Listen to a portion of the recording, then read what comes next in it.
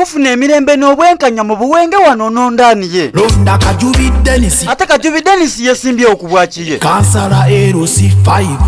Aye nga tufiirirwa ebintu bingi mu buwenge waneeno.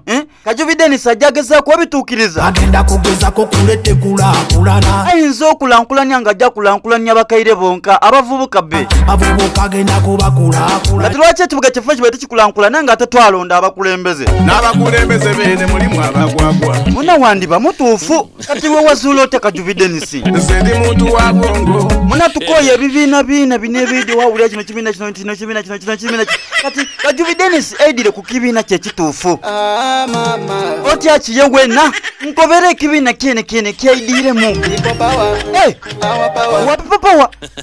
Oyo akalulwalire kalye. Oyo aliire. Nze mbere nkoba ndi akana akalulu kange adda akalya.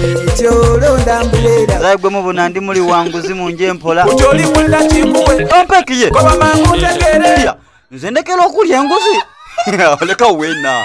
Nze Dennis njamulonda era n'enguzi njirya.